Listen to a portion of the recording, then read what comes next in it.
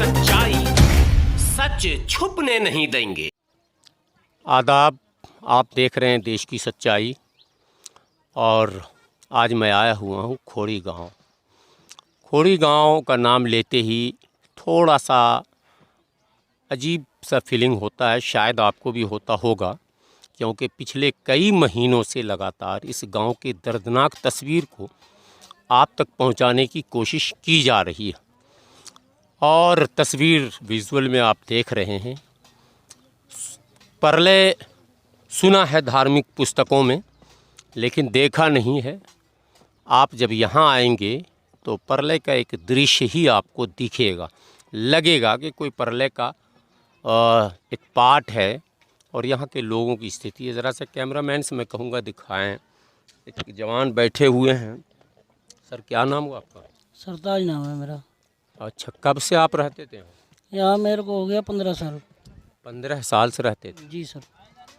ये सब कुछ आपके सामने टूट गया? जी सर, हमारे सामने खड़े होते हुए भी सामने टूट गया सर। बनाया भी था आपने सामने? हमने जो है सामने खुद बनाया था, शुरू से एक जो है मिट्टी बदरपुर खरीद के कहीं कहीं से जो है दूर दूर से ले के आगे के बनाया था हमने। सब कुछ बनाया, एक एक ईंट जोड़ा, अब एक एक ईंट बिखर गया। कैसा लग रहा है? क्या लगेगा सर, सरकार को ये सोचना चाहिए कि कम से कम हम लोगों का हेल्प करे। हेल्प तो कर नहीं रही है सरकार। कि कोई आया बोलने कि ठीक है आप लोग के पुनर्वास का कहीं इंतज़ाम हम लोग सर हमारे पास तो कोई नहीं आया अभी तक। कोई नहीं आया? कोई नहीं आया। अच्छा, आज त्यौहार है, ईद है आज, आप लोग को कैसा लग रहा है ईद के दिन? सर हमारे साथ तो जो है बुरा ही होगा ना, बुरा ही लग रहा है। त्यौहार नहीं मन पा रहा इसमें। और लोग कहाँ हैं? परिवार के लोगों को जो है अभी जो है भेजा हूँ घर पे। सामान लेके सब? सामान लेके जो है सब गए हुए हैं। सब सामान इसमें दब गया हमारा। ज़रा सा दिखाएं आप किस किस तरह से कपड़े और घरेलू सामान जो गरीबों के पास होता क्या साहब, कोई सोने का सामान तो होता नहीं है।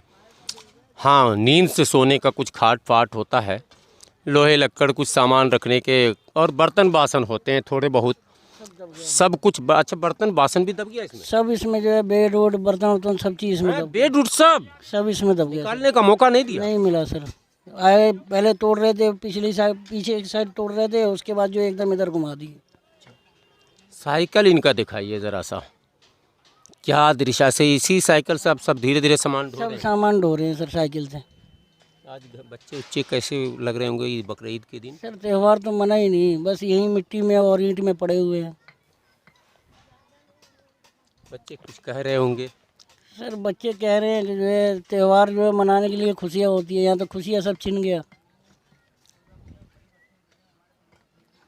लोग आज देश में ईद मना रहे हैं और ये सरताज हैं जिनसे मैं बात कर रहा था, आप देख रहे होंगे। ज़रा सा फिर से इनको दिखाइए। ईद का दिन है, बड़े बड़े लोग हैं, बड़े बड़े NGOs हैं, बड़ी बड़ी पार्टियां हैं, बड़े बड़े लीडरान हैं, खरबोपति लोग भी हैं। खोड़ी गांव में कोई ऐसा आया नहीं अब तक जो इस गांव को किसी भी तरह से सहारा देता, कानूनी, समाजी या फिर माशी, यानी आर्थिक सहायता की आवश्यकता भी यहाँ है। अभी अगर बारिश हो, लगातार 4 दिन से बारिश हो रही है दिल्ली में, इतनी बारिश हो रही है साहब कि शहरों में घुटनों भर पानी है। वो दृश्य भी मैंने आपको दिखाया कि दिल्ली का क्या हाल है। आप यहाँ तो देखें कि अगर बारिश हो रही होगी, जो 3 दिनों बारिश हुई है, कै दिन हुआ टूटे हुए? सर ये घर टूटे हुए 3 दिन हो गया सर। तो बारिश में कहाँ थे? यहीं भीग रहे थे, यहीं सो रहे थे, यही पल्ली डाल के यहीं सो रहे थे। ज़रा सा कैमरामैन पीछे से दिखाएंगे। ये बारिश पानी रोकने के लिए 3 दिनों से आप दिल्ली वाले देख रहे हैं कि बारिश हो रही है, कैसे पानी में ये रह रहे हैं। और 1-2 लोग नहीं हैं साहब, अभी भी कई हज़ार लोग हैं जो इसी पानी में, पन्नी देखें ना किस किस तरह की पन्नी है, ज़रा इधर दिखाएं। कोई विकल्प नहीं दिया गया, कहीं इंतज़ाम नहीं किया गया, पुनर्वास की बात ही नहीं की गई। बस तोड़ तोड़ तोड़, सिर्फ तोड़ा गया है, कुछ नहीं छोड़ा गया है।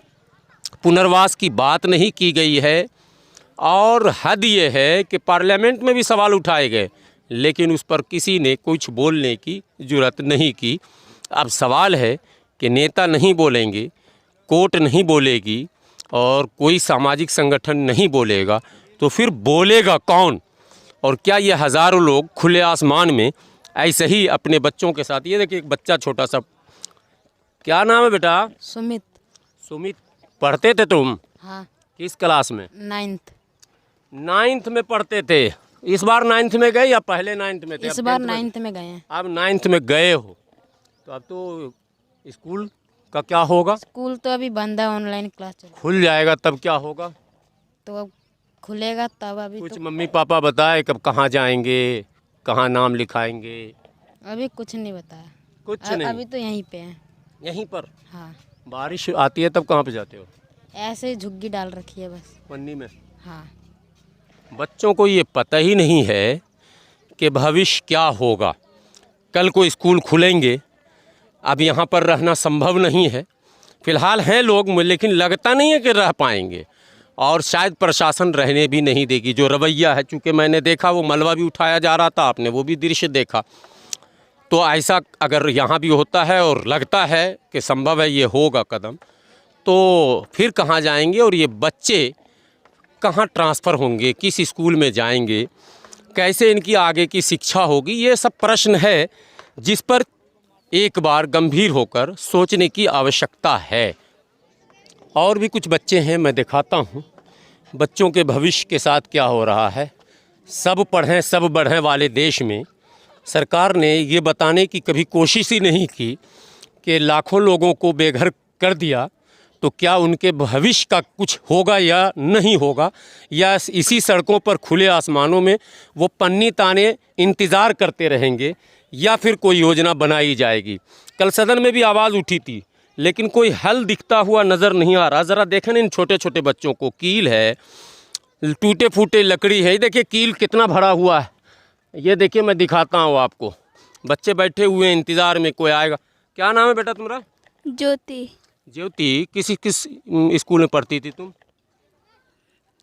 10th वाले में। अच्छा, तुम किस क्लास में हो? 5वीं में। 5वीं में, यानी सेकेंडरी स्कूल था, यहीं जो सरकारी स्कूल था उसमें पढ़ती थी? हाँ।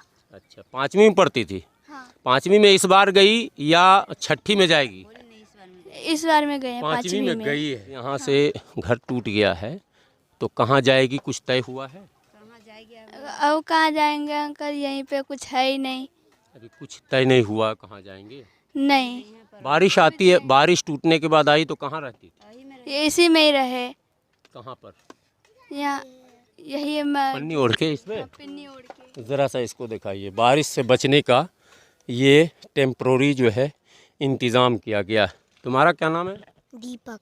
दीपक, तुम भी पढ़ते थे, स्कूल जाते थे? किस क्लास में? 10th वाले में वही जाते थे। तुम किस क्लास में हो? 5वीं में गए अभी। 5वीं में गए हो? वाह। तो अब क्या होगा? अब यहीं रह जाएगा। कुछ पता नहीं है कहाँ जाना है। नहीं। पढ़ाई का क्या होगा? खत्म? कुछ पता ही नहीं है। छोटे छोटे बच्चे हैं, इन्हें भी पता नहीं है कि आगे क्या होगा, किस स्कूल में जाएंगे, माँ बाप कहाँ लेकर जाएंगे।